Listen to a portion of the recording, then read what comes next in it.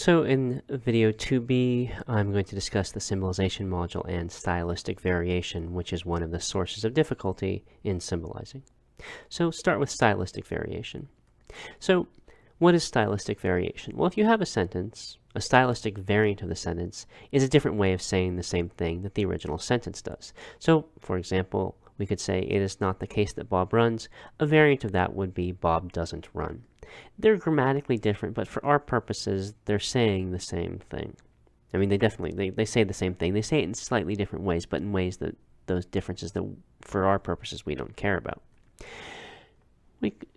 Pronouns provide a way of a source of stylistic variation. So if Bob jumps, Bob runs is a variant of if Bob jumps, he runs. And there are a variety of variants of "it is not the case that." So if we say "it is not the case that Bob runs," we could also say "Bob fails to run," and similar things along those lines. So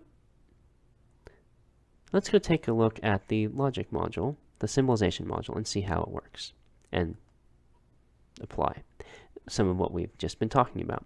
So here we have symbolization 1001, the Bruins fail to win. Over here on the left, we have the symbolization scheme of abbreviation.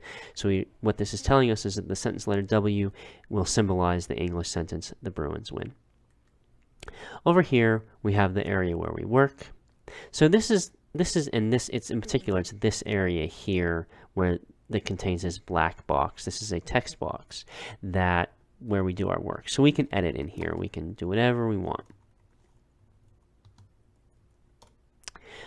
So, okay, well, this is the negation of the Bruins fail. This is a negation. The Bruins fail to win. That's a variant of "it is not the case that the Bruins win." So if we click on the drop-down, we see, well, there's some options here. We have cut, copy, and paste, select all, and clear. So if we wanted to, let's say, copy the word Bruins, we would select it. We could use the drop-down menu, but we can also use keyboard commands. But with the following thing, on a Mac, which I'm using, the copy command is Command-C. You need to use Control-C instead, and in general, all of the hot keys, the shortcuts on the Mac within the program use Control instead of Command. So, okay, we want to say that this is a negation, right? So we could select negation here, but also if we hover the mouse here, this Control-Shift-N comes up, and it tells us that we can do Control-Shift-N to put in a negation. So what we want to put here is "the Bruins win," because this thing is a negation of that. So here we're doing the tree, but we're doing it we find the main connective, we translate that into English, and we leave the rest of the tree, we translate that into logic, and we leave the rest of the tree in English. So we get down to "the Bruins win." That's an atomic sentence, so it's Control-Shift-2 to tell that it's an atomic sentence. And what atomic sentence? W. Actually, let me note one thing before that. So note here, this was "the Bruins fail to win," and now it reflects what we have in the work we've done. So we're saying it's not "the Bruins win." So again, we say it's atomic. What's atomic? Which sentence letter? The W. So we put in the W, and if we check it, it's correct. One thing to be careful of here is that if you put the W in the text box, but you don't tell it it's atomic, it looks like not W, right? But if you check it, it will say that's incomplete. And the reason is that the program isn't able to understand what's inside text boxes. It needs to know that you're saying that the thing here is an atomic, and it's this atomic. If you don't do that, you'll get that incomplete message. But once you do that, it will tell you it's correct. So a couple things about the module. Here's the examples button. Checking, let's say there's a lot of checking information here, as you'll discover. Actually, I'm going to let you figure out the checking and see how it works. You'll see that it provides you with lots of information. I'll just show you one thing, actually. So let's say we put in the wrong atomic sentence letter here. If we check it, it says error, good. So it tells us where the error is, and it tells us, well, here's what we have in the text box, which is W. It says it should be "the Bruins win," and it also tells us you've put in the atomic expression T right there, but it should be a W. And so we can replace the text and the symbol, and hooray, we've got it right. So that's a simple example of symbolizing. So let's go back to our slides and look at some more information about stylistic variation. So if then has a number of stylistic variations. The simplest one is you just drop the then, and you have if Bob runs, Bill jumps, instead of if Bob runs, then Bill jumps. The antecedent is going to be whatever comes between the if and the comma if there is one.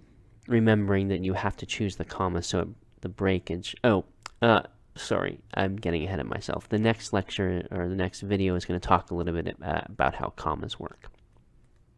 And we're not going to talk about that right now. So another source of variation is putting in synonyms of if. So things like assuming that, or given that, or provided that, which mean the same thing as if, basically, but are different ways of saying it. So stylistic variation. Also, you can reverse the clause order. So if you have if Bob runs, Bill jumps, you could change that to Bill jumps if Bob runs. Now these two things are different left to right in English, but they have the same, they mean the same thing, and so in particular, the antecedent of both of these is the same. In both cases, the antecedent is Bob runs, and the consequent is Bill jumps. And they both saying, if it really is true that Bob runs, then also Bill jumps. So the antecedent is whatever the if hooks onto, that's an antecedent. Whatever the left to right order. So you want to remember, if and synonyms always flag the antecedent, whatever the English left to right order. But there is another phrase, only if, that does something tricky. So we have if Bob runs, Bill jumps, and if we wanted to rephrase that using only if, we would say Bob runs only if Bill jumps. These two things say the same thing, although there's a certain, maybe a suggestion or a different emphasis, but they say, in terms of the way they're describing the world, they say the same thing. The first one says that Bob's running is a sufficient condition for Bill jumps. So wherever we go, if we find a situation in which Bob is running, in that situation also Bill is jumping because Bob's running is sufficient for Bill's jumping. Okay. Now consider Bob runs only if Bill jumps. Well, that tells us that Bill's jumping is necessary for Bob's running. But think about what that means. We go in a situation, turns out that Bob runs. Well, we know that if Bob is running, it's necessary also that Bill is jumping. So in fact, Bill is jumping in those situations. So either way, we look around, we find a situation, we ask, oh, is Bob running? And the first one says yes. We ask, is Bob running? And let's say we say yes. Well, the first sentence says, oh, well, Bill's also jumping because that Bob's running is sufficient for Bill's jumping. But the second one says, oh yeah, Bill's jumping. Why? Well, because it's necessary for Bob's running. So there's a different emphasis in terms of sufficiency or necessity, but if P is a sufficient condition for Q, then Q is a necessary condition of P. So these say the same thing. So what you need to remember is that while if and its synonyms flag the antecedent, only if flags the consequent, and so do synonyms of only if, like only given that. Wherever there's an if, you can replace it with its synonyms, and if you replace if inside of an only if, you get a synonym of only if. So let's go back to the symbolization module and do a few more problems, and then we'll be done with this lecture. So we'll go to let me make a few comments about the list. So first of all, you can move up and down with the arrow keys as well as selecting things with the mouse, but you can also use the keyboard numbers. So let's say we wanted to go to 1, 3. Well, the text for that is literally 1 period 0, 0, 3. So if we do 1 period 0, 0, 3, we get to the problem we want. I also want to draw your attention to these problems in green with the EG annotation. These are examples. So they're already done for you. And there's also ones that are in error, and they're done for you as well. So there are a whole bunch of examples that the program is also already providing you. So let's look at 1003. Given that the Bruins win, they go to the Rose Bowl. Okay, well, so there's only one piece of logical vocabulary here. It's the given that. And given that is a synonym of if, and if flags the antecedent. So we know given that is a synonym of if, so it introduces a conditional. And we know that the given that grabs whatever the given that is attached to, and in this case the Bruins win, that's the antecedent. So we'll put it there. Okay. And now if we move out, look, this is updating to reflect what we're doing. This always shows you what's on the lowest line of your tree. So right now, since we don't have anything there, there's nothing there. But we know that this is the consequent, and when we stick it in there, and now it updates. It only updates when you leave the text box, though. So the Bruins win, that's atomic W. They go to the Rose Bowl, that's atomic R. Check it, correct. Remember, we can get the drop-down menu to tell it it's atomic, or if we let our mouse hover, this tells us what the shortcut key is. So let's save that and find a new problem. We're going to go to 1005.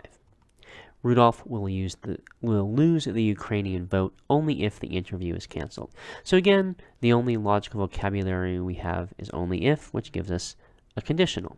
Now we need to think about, okay, what's the antecedent and what's the consequent? Well, what did we say about only if? We said that only if flags the consequent. And only if it's attached to the interview is canceled. So the interview is canceled is the consequent, and that is T. Okay, that means that Rudolph will lose the Ukrainian vote, which is what's left, is going to go here in the antecedent as a U. We'll check it, and that is correct again. So we'll look just one more problem, 1007. Rudolph will lose the Ukrainian vote only provided that Ina is chosen as campaign manager. Again, we have just the only if, or excuse me, the only provided that is our only logical vocabulary, and we know that's a conditional. So now we just need to figure out antecedent consequent. So only provided that is a synonym of only if, and as we just were reviewing, only if whatever it's attached to is the consequent, so Ina is chosen as campaign manager is the consequent, and Rudolph will lose the Ukrainian vote is the antecedent. And if we check it, again, it's correct. So there we've looked at some basic use of the symbolization module, and we've talked a little bit about stylistic variation. In the next video, I'll talk about commas and how they tell us how to break apart sentences, and also a little bit about how not works. These are some different conventions. And then in the last video, I'll discuss grammatical complexity and how to handle it. And the reason we're doing these trees is because it will help us handle grammatical complexity, and we'll even see that illustrated a little bit in the next video, but the last video will really focus on that. So, happy symbolizing, and enjoy the next video.